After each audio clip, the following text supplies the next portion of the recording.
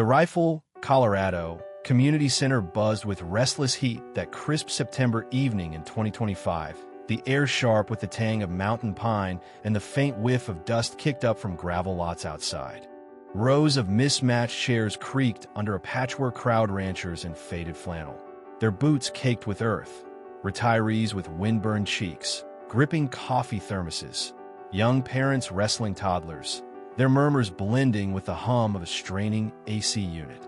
They'd packed the low-ceilinged hall to hear Lauren Boebert, the sharp-tongued congresswoman from Colorado's 3rd District, whose denim jacket and quick drawl turned the space into a tinderbox of raw energy. The room, typically home to 4-H meetings and bingo nights, thrummed with a different pulse tonight, the fluorescent lights casting harsh shadows across scuffed linoleum.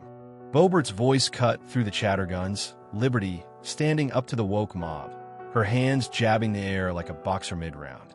The crowd roared unevenly, some pounding fists on chair arms with fierce devotion, others exchanging sidelong glances, their applause more duty than fire.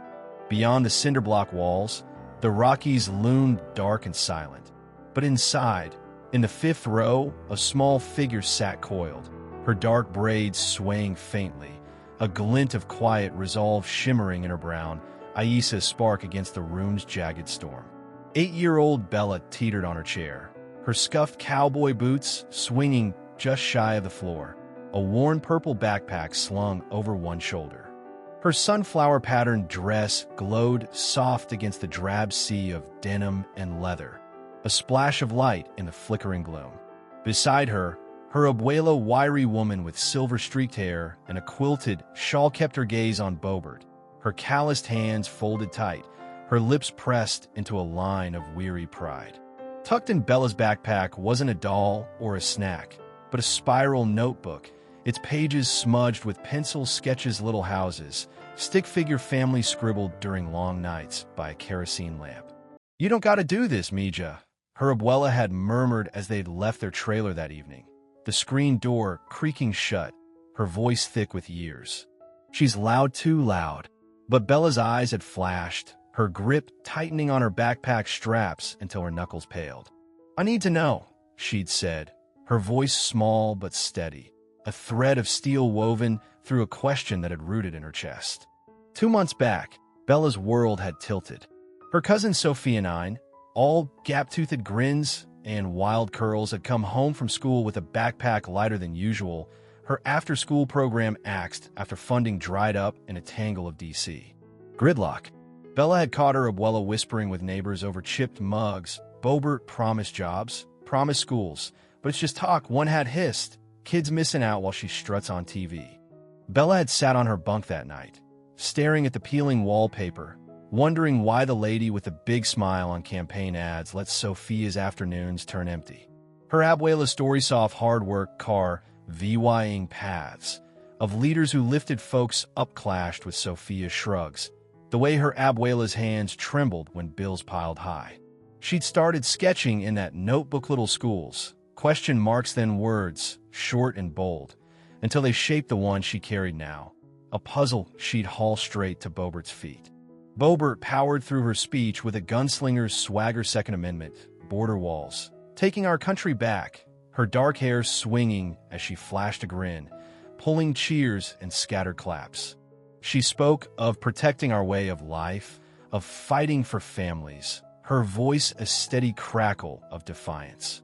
Bella watched, her stillness eerie for a kid her age, her fingers tracing the backpack's frayed seam, her eyes tracking Boebert's every move, the way her boots tapped the stage, the way her smile stayed wide, a wall Bella couldn't climb. The crowd shifted, some leaning in with zeal, others slumping back with a fatigue born of lean seasons and hollow vows. A rancher in the corner scratched his beard, muttering about cattle prices. A retiree near the door clutched her thermos, her sigh heavy with time. But Bella sat like a hawk, her breath shallow, her pulse racing as she waited for her shot. The moderatora, lanky guy with a clipboard and a nervous cough, opened the floor for questions, and the room jolted awake. Hands shot UPA mechanic griping about gas costs, his growl thick with grease, A nurse asking about health care, her tone sharp. A granddad fussing over pensions, his voice quaking as he stood. Boebert fired back with loud, polished zinger stats about illegal crossings, swipes at AOC's gang, a nod to Colorado grit. The crowd clapped politely, some whooping, others trading looks that whispered doubts unsaid. Her answers bold but thin, like smoke without fire. Bella's abuela glanced at her, her shawl slipping as she whispered, "You sure, Mija?" But Bella shook her head, her braids bouncing, and slid off her chair with a soft thud that sliced the drone. She shuffled forward, her cowboy boots scuffing the linoleum, her steps sure as she threaded through the maze of knees and boots to the microphone. The crowd barely stirred at first, their focus still on Boebert's latest jab something about socialist handouts, but then heads swiveled, brows knitting as this tiny figure broke through. Whispers flared. "What's that kid doing? She got something to say?" "She's awful little." Their voices a low hum that swelled as she reached the front. She stood there, dwarfed by the mic, her purple backpack a shield against the tide of stares. The moderator hesitated, his clipboard dipping, his mouth twitching to intervene, but Bella raised a small hand, seizing her moment with a quiet nerve that stilled the room. The chatter died, a taut hush falling like snow on the peaks, every creak and shuffle swallowed by the silence. Boebert paused, her head cocking, her sharp gaze softening with a flicker of curiosity as she leaned on the podium. "Well, howdy there, darlin'," she said, her drawl warm and teasing, a smirk tugging her lips. "What's cooking in that little head?" Bella unzipped her backpack, pulled out her notebook, flipped to a page marked with a star, and took a deep breath. "Miss Boebert," she began, her voice soft but a blade, "you say you're fighting for us, so why's my cousin Sophia got no place to go after school?" The words hit like a stone through glass, clear and shattering, splitting the quiet with a truth too bare to sidestep. Boebert's smirk froze, her eyes widening, her hands gripping the podium as the crowd sucked in a sharp, ragged breath. Her face, a fortress of sass and steel, faltered chalk etching lines across her brow, unease flashing in her stare, a crack she couldn't hide in that instant. An 8-year-old had left her lost for words. The silence stretched, crisp and heavy, a squall brewing in the Rifle Community Center as Bella's question lingered, its innocence slashing through Boebert's bravado. It wasn't just the kid's wonder, it was a splinter of truth piercing her platform's core, a plea penciled in a notebook that demanded more than quips. The fluorescence buzzed faintly, casting stark shadows across the chairs, as if the room itself braced under the weight of her words. Boebert stood pinned, her fingers whitening against the podium, her polished armor buckling under a gaze she hadn't steeled herself for in any debate or cable hit. Her eyes flicked to the crowd hunting for a lifeline, grasping for ground then, locked back on Bella, who stood steady, her notebook clutched like a shield, its smudged sketches a quiet shout against the void she couldn't ignore. The room's hum faded, every rustle of a jacket, every clink of a thermos, every stifled cough drowned by a silence that pulsed with her challenge. This wasn't a heckler's jab or a pundit's trumpet, it was a little girl's truth, its clarity a spotlight on a woman who'd built her name on fight, and it stung sharper than she could dodge. Bella didn't waver. Her boots stayed rooted, her brown eyes unflinching, daring Boebert to answer not with one-liners, but with something solid.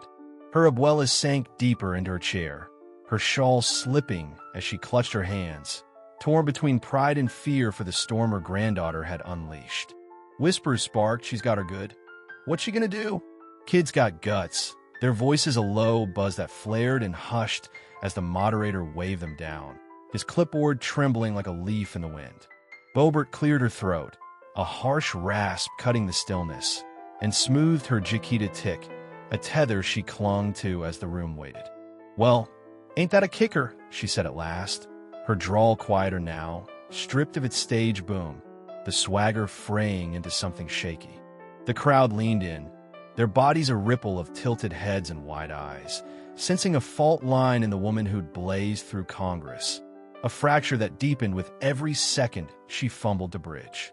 She took a breath, her chest rising under her jacket, and met Bella's steady gaze with eyes that flickered just for a beat with something wrought out. Maybe, or a truth she'd sidestepped. "I grew up right here in Rifle," she started, her tone softening into something rough, almost fragile, running wild on dirt roads, helping my mom at the diner, learning to stand tall. We scraped by, but we had enough family, freedom, a roof overhead. Her words drifted, and for a moment, she wasn't the brash lawmaker who'd rattled just a woman peering into a past that didn't square with the present she'd forged. The crowd held still, the rancher in the back pausing mid-sip, the retiree's thermos stilled in her grip, every eye fixed on Boebert as she hung in her own tail. Bella tilted her head, her braids swaying softly, her silence a quiet push that nudged Boebert deeper into the moment. "I've got 4 boys rowdy as all get out," Boebert went on, her voice steadying but edged with a quiver she couldn't mask. "They're my heart-shooting hoops, riding bikes. But last year," she stalled, her throat bobbing as she swallowed hard, her hands tightening on the podium until the wood groaned.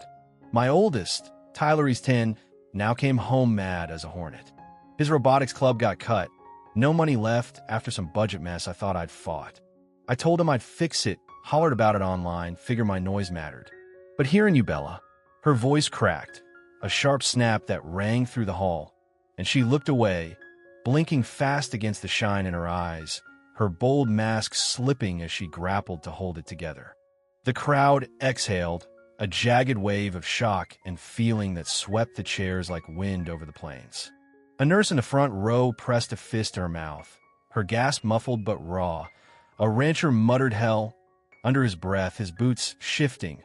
A young dad in the back hugged his thermos, his eyes glistening as he nodded slow. Bella's abuela looked up, her silver hair catching the light, a tear tracing her cheek to drip on her shawl, Leah vying a dark bloom.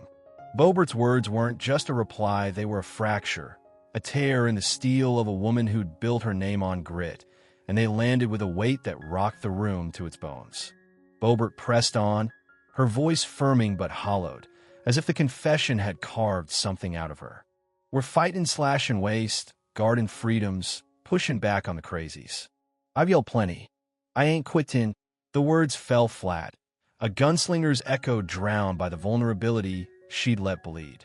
Bella's brow creased, her hands squeezing her notebook until the pages crumpled, her lips tightening into a line that said she wasn't here for bluster, she wanted answers. Something real when Sophia's days stayed bare.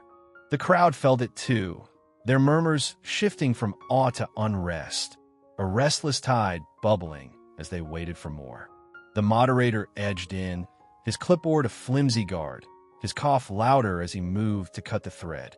But Boebert raised a hand, a quick snap that froze him, her boots scuffing the stage as she stepped from the podium, shedding its cover entirely. She knelt before Bella, her jacket brushing the floor, her sharp edges blurring into something soft, almost frail. "What's your name, sweetie?" she asked, her voice a murmur now, faint over the AC's drone but thick with intent. "Bella," she said, firm, fierce, a quiet spark flaring beneath her breath. Boebert nodded, a faint smile breaking through the cracks, her eyes shimmering with something unguarded. "You're a firecracker, Bella, brighter in me, brighter in most." Soft claps rippled through, fading as the air grew dense, taut with expectation. Bella shifted her boots, scuffing the linoleum, and looked up at Boebert with a clarity that cut through the fog. "Abuela says fighting means keeping promises," she said, her voice a clear chime that sliced the hush like a bell over the mountains. "So why were you yelling if Sophia's still stuck?" Boebert rocked back, her face folding a flash of a woman undone, not a warrior, her swagger melting into something lost and bare. The crowd caught its breath, a nurse's sob breaking loose, a rancher's fist tightening as he nodded, the weight of Bella's words pressing down on every heart in the hall. Boebert rose slow, her movements heavy, her hands flexing as she faced the crowd, her gaze sweeping them with a burden that hadn't been there before, a mix of shame and fire flickering in her stare. "She's got me dead to rights," she said, her voice louder now, cracked but climbing, cutting through the murmurs like a blade through brush. "I've been shouting liberty, fighting, say VYN kids, but if little ones like Bella and Sophia are losing out while I'm up here blasting, then I ain't doing enough. I ain't done Tyler right." The room erupted gasps sharp as ice, sobs spilling from throats too tight to hold, a swell of disbelief that crashed over the chairs like a flood over the flats. A mechanic leapt up, his hands clasped as grease stained his sleeves. A retiree slammed her thermos, her damn writer rasped that rolled through. A young mom clutched her toddler, her whispered about time, lost in the roar but carved in her wet eyes. Bella's question had become a lens, exposing a truth too stark to duck, a scar too deep to gloss, and Boebert's admission had struck the flint, sparking a blaze that tore through the hall. The rifle's center shook now, a tempest roaring from Bella's spark, fanned by Boebert's unraveling into a fire that consumed every inch of the space. She stood bared, her jacket creased, her hands flexing as if clawing for a hold she'd lost. Bella held her ground, her sunflower dress a flare of quiet smarts against the gloom, her notebook a banner of a challenge that had flipped the night into chaos and forged it into something real. The crowd surged, tears streaked weathered faces, cutting trails through dust and time. Hands gripped tight, knuckles paling, eyes blazed with shock, fury, and a dawning resolve that flickered like stars through the haze. Her question, "Why were you yelling if Sophia's still stuck?" had ripped the room open, peeling back layers of noise to reveal a pulsing wound, and Boebert's "I ain't doing enough" had lit the match, igniting a fire that wouldn't dim. Boebert swiped her brow, her fingers brushing her hair as she stepped back to the podium, but its armor was ash now, a relic of a boldness she couldn't reclaim. "I'm fighting for you," she crowed on airwaves and stages, her voice ringing across dusty lots and screens, a line that once drew hollers and raised fists. Now it shadowed her, etched in her face-tight lips slashed thin, shadowed eyes glistening with a guilt she couldn't shake, a doubt that clung like mountain chill. The crowd felt it too, their murmurs swelling into a gale soft at first, a ripple of "she's right" and "what about us?" Then louder, a chorus of voices clashing in a storm of frustration and awakening. A rancher stood, his flannel taut, his gruff, "My kids too," slicing the din. A nurse rose, her sob breaking as she nodded, her were sinking a whisper that carried. A young dad slammed his thermos, his muttered "this ain't it," a plea that hung thick. Bella's abuela lurched up, pulling her close, her shawl falling as she pressed her lips to Bella's braids, her frail frame quaking with pride and ache. "You're my brave one, Mija," she choked, her voice splintering as tears fell, soaking Bella's dress with dark blooms.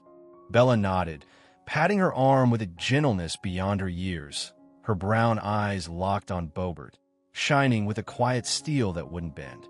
Boebert knelt again, her boots scuffing, and reached out with a trembling hand. Bella took idony fingers curling into her shaking palm, a bridge forged in the wreckage of a night neither saw coming. "You're a spark, Bella," Boebert said, her voice thick with wonder, breaking under the weight.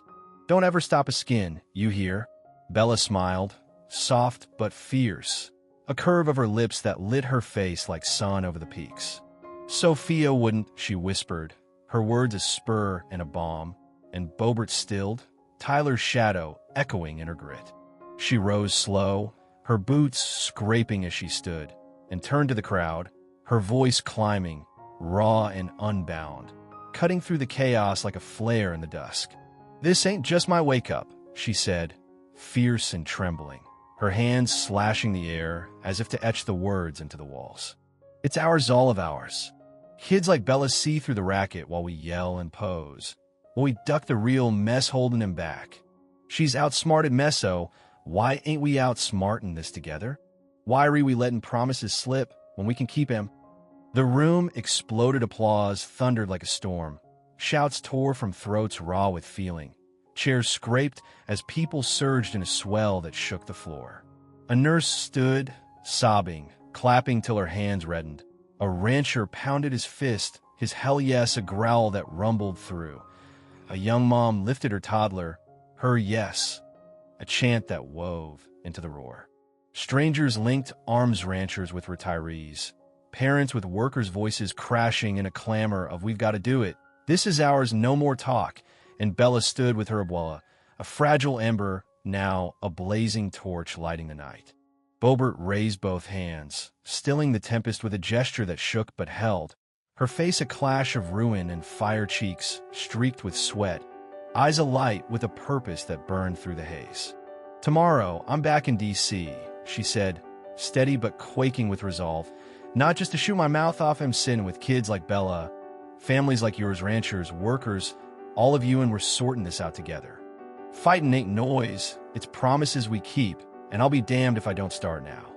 The crowd roared, a wave lifting the roof, claps sharp as thunder, cheers ragged with hope, tears streaming down, faces raised in defiance and unity, and Bella's abuela hoisted her up, her sunflower dress soaring as she waved her notebook like a flare against the dark. People stood bound by a shared scar, a fragile hope flaring into something fierce, their applause a vow to rise, to face, to fix. As Boebert stepped back, her shoulders slumped but her eyes blazing, the room pulsed with a truth that wouldn't fade. An 8-year-old had undone a fighter, not with cunning, but with a question too pure to dodge. "Thank you, Bella," she said, lost in the din, "for showing us up." Bella nodded, braids bouncing, and whispered to her abuela, "Sophia'd be happy, right?" She hugged her tight, tears soaking her dress, her voice a broken sob of love. So happy, Midjay, so happy she'd dance. The lights dimmed, but the fire held. People lingered, plotting, changed, a community forged in a little girl's question, her voice echoing beyond the walls to a nation watching. If an 8-year-old could pierce the noise, so could we.